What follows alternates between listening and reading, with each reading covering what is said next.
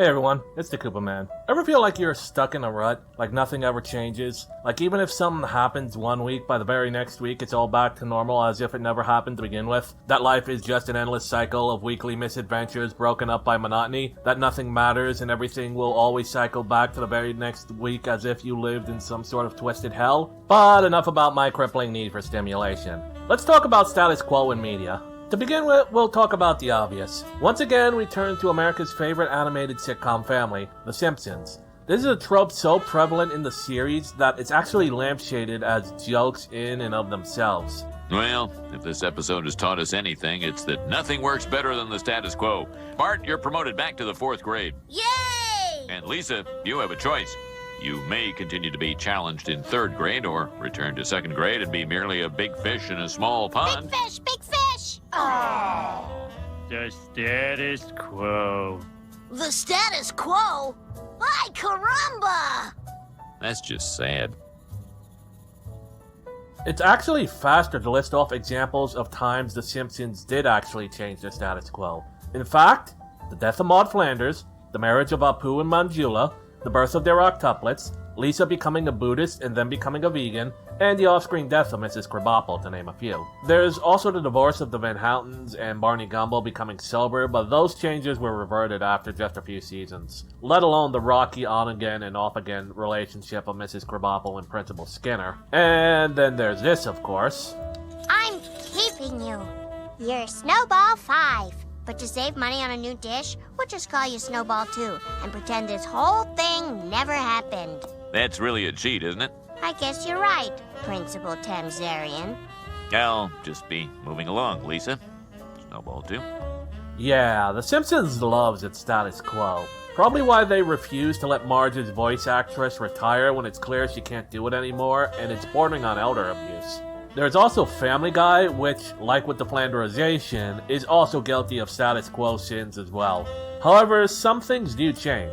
Chris and Meg advance grades in school, Bonnie Swanson finally has her baby, Cleveland leaves for an unsuccessful spin-off, and then returns with the family from said spin-off, with his new wife becoming a secondary character in and of herself.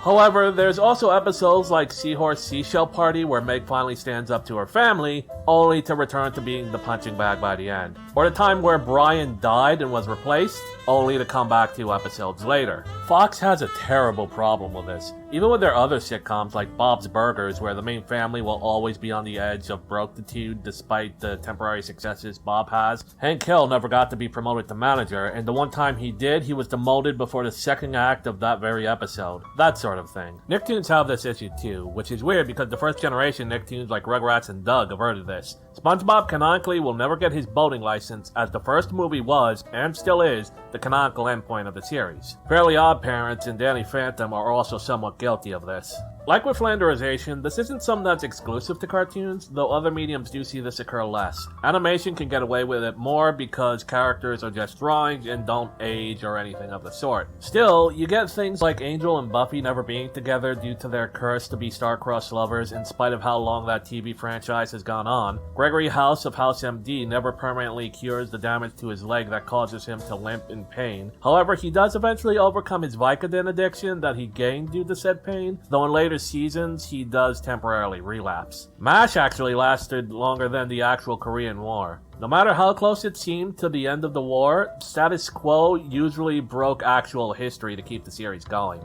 Even Star Trek doesn't change things all that much for the Federation or the crew of the Enterprise for the longest time. And then Deep Space Nine happened, and with it the Dominion War, where the Federation status quo got shook up so badly there was a real chance of the Federation losing the war unless they fundamentally changed from a utopian peace state to an actual military power. Though one of my favorite TV sitcoms, Fresh Prince of Bel-Air, did do something funny with it.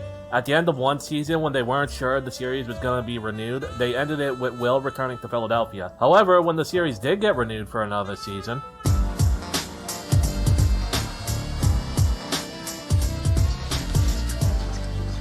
it's been a while since I left the family and moved back to Philly. Well, yeah, I miss them a lot, but I got me a great job at Duke's House of Cheesesteaks, and like they say, life goes on. Hey, Smith. Yo, man, what's up? Come here.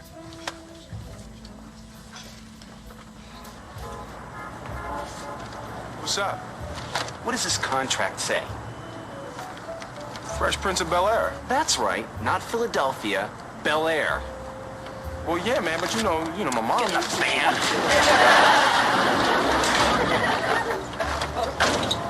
Yo, Holmes, to Bel Air. At least they were aware of it. Comics and comic books live and breathe on status quo. Joker will always come back seemingly from the dead and will always break out of Arkham to kill again. And the state which Gotham is in won't just put him down. Heck, in Long Halloween, he committed a federal crime, so his execution should have been some that occurred very early in Batman's career. However, there are examples of status quos changing in comics. Peter Parker married Mary Jane Watson, and that was never undone by salty editors. Nope. In fact, they even call it Ultimate Spider-Man now because this is Spider-Man in his ultimate form.